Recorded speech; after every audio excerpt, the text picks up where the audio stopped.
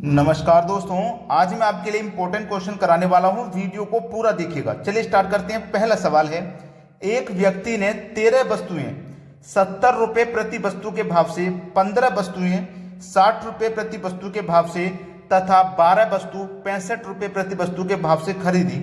प्रत्येक वस्तु का औसत मूल्य ज्ञात करो। प्रत्येक वस्तु का औसत मूल्य देखो, 13 वस्तु 70 के हिसाब से, 13 वस्तु 70 के हिसाब से, एक वस्तु 70 की तो 13 कितने की हो जाएंगी? 70 से 13 का गुना कर दो, प्लस 15 वस्तु 60 के हिसाब से, 15 वस्तु 60 के हिसाब से तो 60 से गुना कर दो, प्लस 12 वस्तु 65 के हिसाब से तो 12 का 65 से गुना कर दो।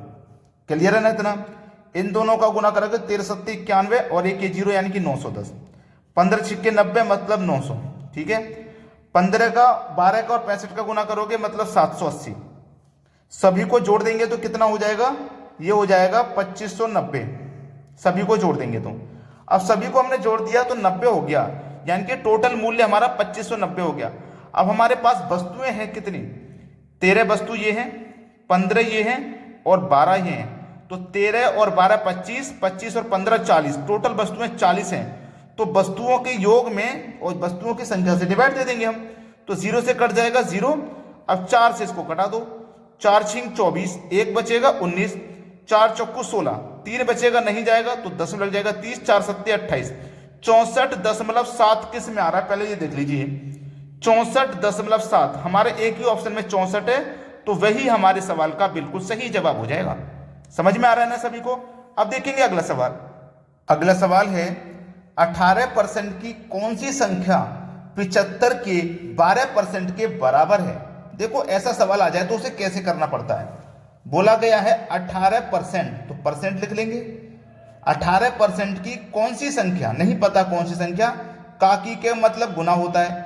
हमें पता नहीं है कौन सी संख्या, तो हम उसे x मान लेंगे। ठीक है, 75 के का मतलब गुना, 12% के बराबर है, इनके बराबर है तो बराबर ले लो। अब देखो, प्रतिशत से ये प्रतिशत कट जाएगा, प्रतिशत से 35 कट गया, इसको मैं कटाऊंगा, 6 तिया 18 और 6 दूनी 12 कट जाएगा ये। ठीक है, और 3 से 75 को कटाऊंगा तो क्या कटेगा देखते हैं। 3 दूने का 6, एक बचेगा 15, 3 पंजे 15, यानी कि 25 बार में कट गया। अब 25 का 2 से गुना कर दो, इधर तो x बचा है आपका, 25 का 2 से गुना कर देंगे तो 50 हो जाएगा। बस x यानी कि कौन सी संख्या जो आपको नहीं पता थी वो संख्या है आपकी 50। पहला ऑप्शन सवाल का बिल्कुल सही जवाब है। अब देखते हैं अगला सवाल। अगला सवाल है, 3 की पावर x प्लस वाई बराबर 81 और 81 की पावर x माइनस वाई बराबर 3 है, तो x का मान क्या है?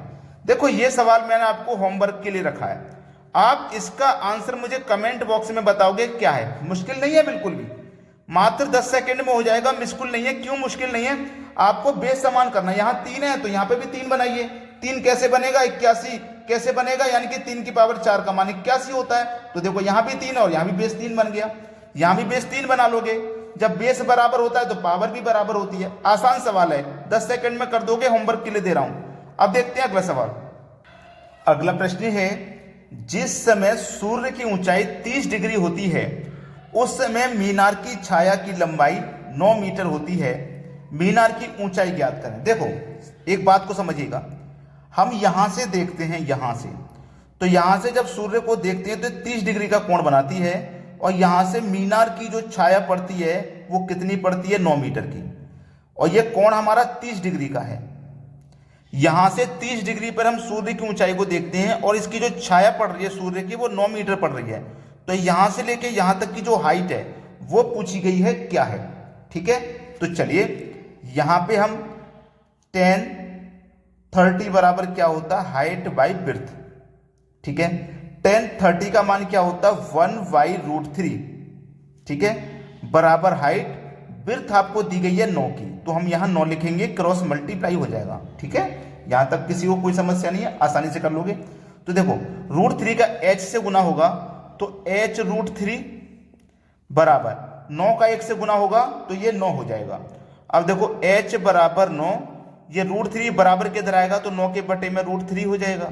अब आप क्या करोगे? यहाँ पे √3 का ऊपर नीचे इसके कॉन्जुगेट से गुना कर दोगे, √3 और √3। ठीक है, तो h बराबर √3 का गुना 9 से होगा तो 9√3 बराबर √3 का गुना √3 से होगा, तो √3 का गुना जब √3 से होगा तो रूट से रूट कट जाएगा, क्या आ जाएगा नीचे 3। अब 3 से 9 कट जाएगा 3 टाइम में, तो h बराबर 3√3 3√3। अब देखो ये किस ऑप्शन में 3√3 पहले ऑप्शन में है, ये हो जाएगा सवाल का बिल्कुल सही जवाब। अब देखेंगे अगला प्रश्न। अगला प्रश्न है P एक कार्य को 9 दिन में कर सकता है, Q P से 50% अधिक सक्षम है, Q को उसी कार्य को करने में कितना समय लगेगा। देखो दो व्यक्ति हैं यहाँ पे, एक Q है और एक P है, ठीक है। एक तो Q है, एक P है। बोला गया है जो Q है ना वो P से 50% अधिक सक्षम है। P 100% काम करेगा तो ये कितना करेगा 150%, क्योंकि ये 50% ज्यादा सक्षम है, यही तो बोला गया है, ज्यादा सक्षम है। अब यहाँ पे सक्षम की जब बात करी गई है, इसकी सक्षम की या क्षमता ले लेता हूं मैं, क्षमता की जो बात करी गई है, अगर मैं क्षमता का जस्ट अपोजिट कर दूंगा तो इस समय का बन जाएगा, ठीक है। यानी कि 100 इधर आ जाएगा और ये 150 इधर आ जाएगा, यानी कि क्षमता P की 100 है, Q की क्षमता 150 है। अब P की क्षमता 100 है तो P कितना समय लगेगा, P की क्षमता 100 है तो इसको 150 मिनट का समय लगेगा, ये मान लीजिए। और Q की क्षमता 150 है तो इसको समय कम लगेगा। इसकी क्षमता कम है तो इसको समय ज्यादा लगेगा, इसकी क्षमता ज्यादा है तो इसको समय कम लगेगा। समझ में आ गया ना। अब देखो 50 से कटा दो 2 बार में, 50 से कटा दो 3 बार में, 2 अनुपात ये 3 हो गया। बोला क्या गया है, ध्यान से देना, P एक कार्य को 9 दिन में कर रहा है, अनुपात में कर रहा है P 3 दिन में। समय देखो 3 दिन का लग रहा है, अनुपात में रियल में लग रहा है 9 दिन का। 3 की वैल्यू 9 तो 1 की वैल्यू 3, 1 की वैल्यू 3 तो 2 की वैल्यू 6, ठीक है। पूछा क्या गया है, Q को उसी कार्य को करने में कितना समय लगेगा। Q को लगेगा भैया 6 दिन का समय, यानी कि डी ऑप्शन हो जाएगा सवाल का बिल्कुल सही जवाब। अब देखते हैं अगला प्रश्न। अगला प्रश्न है, एक व्यक्ति ने एक मेज 15% लाभ पर बेची, उसने वही 25% कम पर खरीदी होती और 60 रुपए कम पर बेची होती तो उसे 32% लाभ होता, तो उस मेज का लागत मूल्य कितना था। देखो एक होता है कॉस्ट प्राइस, एक होता है सेलिंग प्राइस। कॉस्ट प्राइस अपने आप में 100% होता है, पहले वो 15% के लाभ पे बेचेगा, मतलब 115% में बेचेगा, ठीक है। अगर उसने वो 25% कम पे खरीदी होती, 100% की जगह 25 कम पे खरीदेगा तो 75% में बेचेगा, वो 75% में खरीदेगा। अब उसने बोला है 15% का लाभ होता है, वो उसे क्या करता है 60 रुपए कम पर बेचता है। 60 रुपए वो क्या करता है कम पे बेचता है तो उसे 32% का लाभ होता है। याद रखना 75% वो कम में खरीदेगा, 25% कम में खरीदेगा तो 75 में खरीदेगा, और क्या होगा उसे 32% का लाभ। 32 पे लाभ का मतलब है 100 की चीज को 132 में बेचोगे तो हम 132% निकालेंगे, परसेंट का मतलब बटे में 100, परसेंट का मतलब बटे में 100 हो जाएगा, ठीक है। अब देखिएगा इसी को कटा पीट लीजिए, आंसर आ जाएगा। इसको देखो मैं कटाऊंगा, 25 दिया 75, 25 चौकू 100, और 4 से इसको कटाऊंगा, 4 तिया 12, 1 बचेगा 12, 4 तिया 12, 33 बार में कट जाएगा। और 3 का 33 से जब गुना हो जाएगा तो ये कितना हो जाएगा 99% हो जाएगा। तो यहाँ पे कितना आ जाएगा भैया 99%।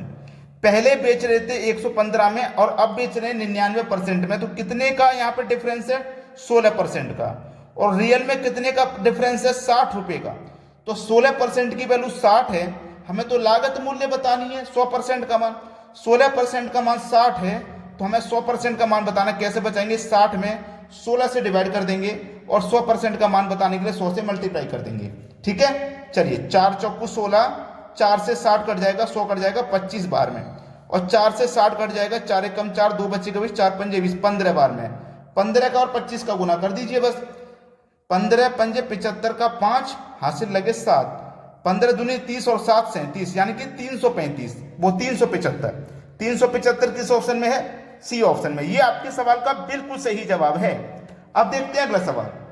अगला सवाल है, एक रेलगाड़ी एक खास दूरी 50 मिनट में तय करती है, यदि वह रेलगाड़ी 48 किलोमीटर पर घंटे की गति से चल रही हो तो उसे वही दूरी 40 मिनट में पूरी करने के लिए किस गति से चलना होगा। ऐसा सवाल आ जाए तो एक ट्रिक बताता हूं मैं आपको। पहले कितना समय ले रही थी वो लिखिए 50 मिनट का, और पहले उसकी चाल क्या थी वो लिख लीजिए 48 किलोमीटर प्रति घंटा की। और बाद में कितना समय ले रही है 40 मिनट का, उसे नीचे लिख लीजिए। पहले वाला समय पहले वाली चालू पर लिखो, बाद वाला समय नीचे, बस सवाल हो गया। कुछ नहीं है अब इस सवाल में, 0 से 0 कट जाएगा, 4 से 48 कट जाएगा 12 बार में, और 12 पंजे कितना होता है 60। तो किस गति से चलना होगा, 60 किलोमीटर प्रति घंटे की गति से चलना होगा।